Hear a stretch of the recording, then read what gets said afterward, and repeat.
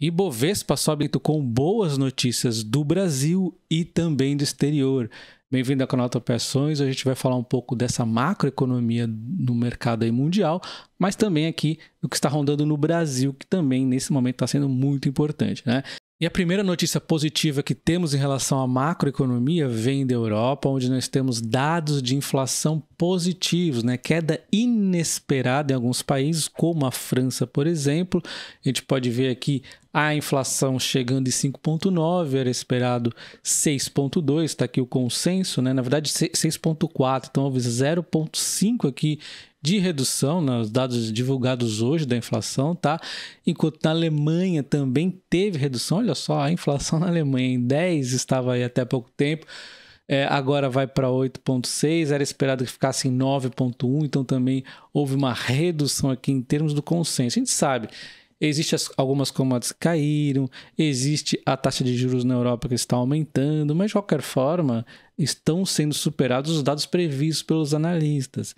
E aí você deve imaginar, né, que quando o mundo é globalizado como somos hoje, uma crise na Europa ajuda a dar um empurrãozinho para o resto do mundo ter crise também, né? Muito importante que todos os países aí se mantenham, os importantes pelo menos, se mantenham bem para ajudar a economia de um modo geral a ir bem, né? Então, olhos principalmente nos Estados Unidos e Europa.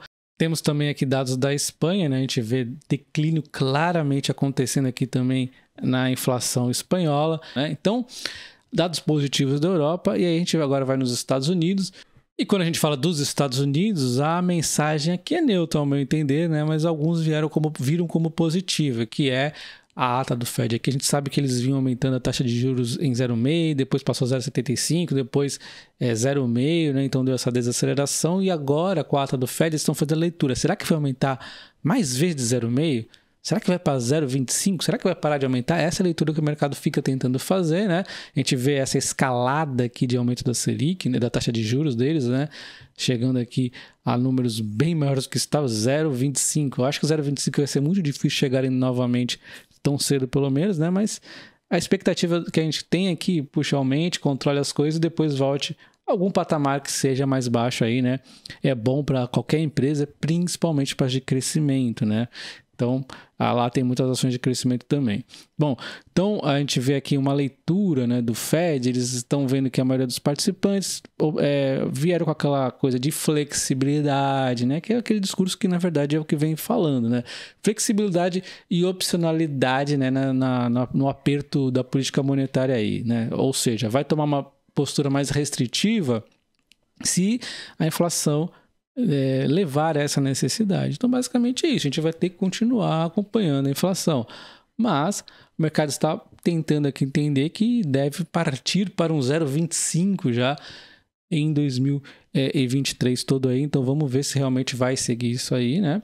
Ou se de repente a inflação volta a subir, aí tem que aumentar 0,50, aí vai perder um pouco o rumo, né? Vai cair pra caramba lá, cair aqui. É aquele caos todo, né? Mas vamos ver a inflação aí, que é o que importa. Se de repente vai aumentar mais um pouco, às vezes aí de 0,25, depois dá uma estabilizadinha para depois finalmente mais para frente cair, né? Bom, nos Estados Unidos então a bolsa aí um pouquinho positiva, mas com algumas ações ainda caindo, ações de tecnologia, né? A gente vê um dia a Microsoft, outro dia a Apple, volta e meia tem alguma ação de tecnologia caindo um pouco mais pesadinho, né? Mas de modo geral a economia, as empresas, você vê aqui o setor de atividade pública é mais verdinho, né? Então assim, eu acho que o financeiro aqui está bem verde, né? E aí a gente vem para o Brasil, nós temos discursos positivos, porém um pouco desconexos com o que havia sendo dito, né? Então assim, a gente vê o Haddad falando, né, que é completamente anômala essa situação aí da taxa de juros brasileira com a inflação. Concordo muito nisso, né? Porque realmente ele comenta que nós acabamos de ver, né, na Europa a inflação está maior, nos Estados Unidos, e aí os caras estão com taxa de juros menores que a nossa, né? Como é que a gente está com uma taxa de juros tão alta e uma inflação menor aí do que o restante do mundo? Faz sentido, mas é um pouco perigoso, né? Porque a nossa moeda, por natureza, é mais fraca, né? A gente já tem essa desvantagem. Todo mundo aí no cenário de crise vai correr pro dólar e tudo mais. Mas, enfim, faz sentido sim. Só que na sequência ele já parte aqui pro político, né? E já critica o governo anterior, falando que teve muita expansão de gasto e das isenções. critica aqui a questão do combustível, só que assim, não é tão simples, tá? Primeiro que a questão da PEC, né, o governo realmente ele excedeu em 2020 porque era um ano de pandemia, né? Então todo mundo expandiu e a gente está pagando a conta disso, todo mundo, né? Foram mais de 500 bilhões. Mas nos outros anos, voltou aqui 2022, foi 116,2 bi e o próprio governo dele, que é mais de 200 bi aí, né? E a gente vê constantemente o Lula falando que não deveria haver teto de gás, que é, enfim, né? Então, assim, tem que ter uma coerência aí de conversa entre Haddad e Lula. Mas tudo bem, eu sou contra também a expansão de gás. E outra questão dos impostos é a seguinte, é complexo você reclamar da questão da isenção aí de impostos em relação ao combustível, porque a isenção de impostos sempre é bom no longo prazo, né?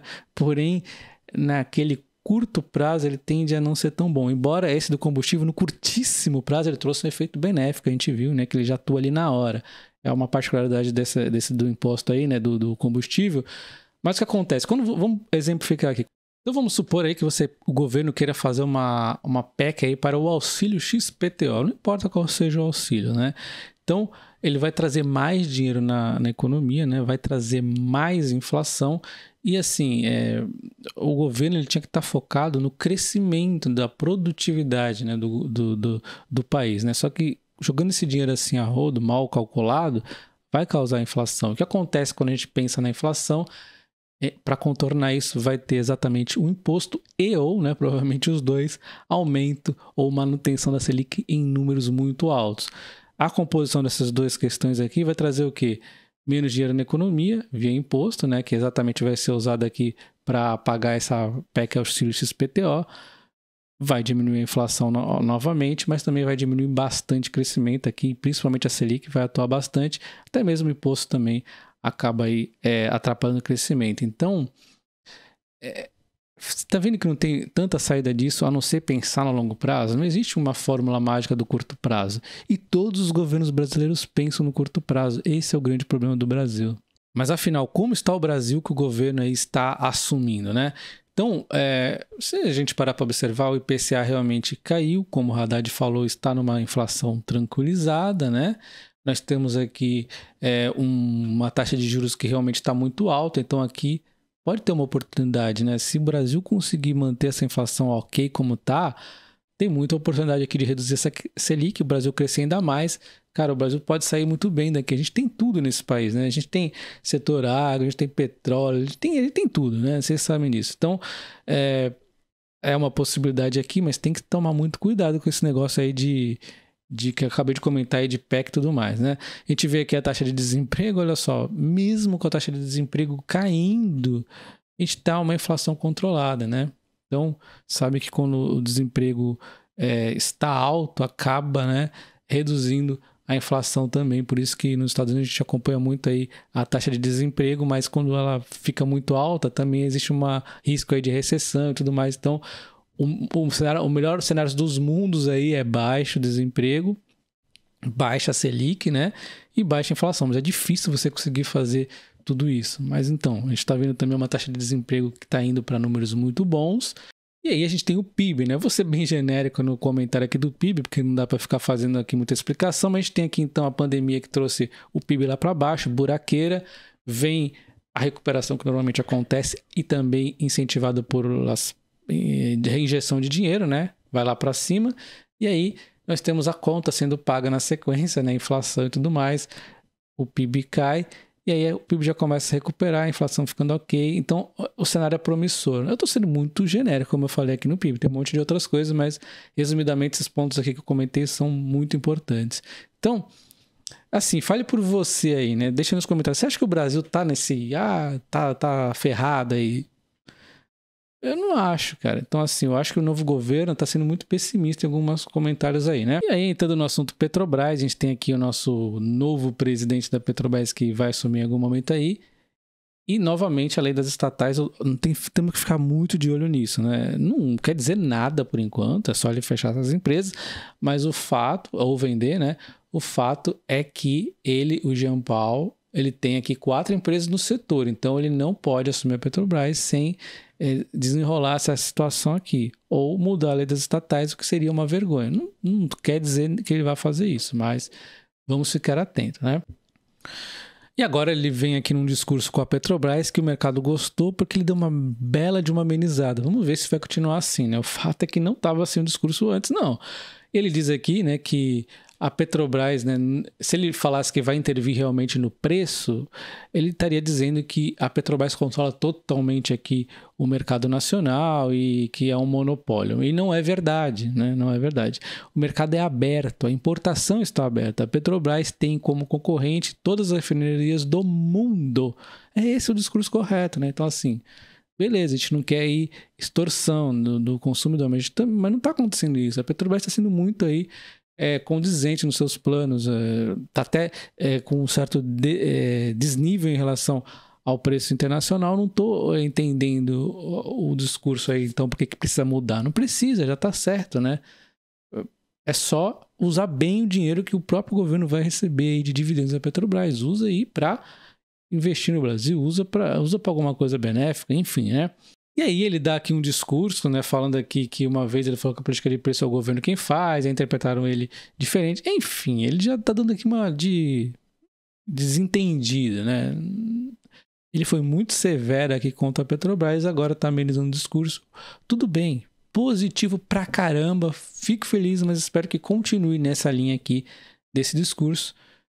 A gente tá totalmente disposto a esquecer o que foi dito, desde que não seja aí, né, feito, né?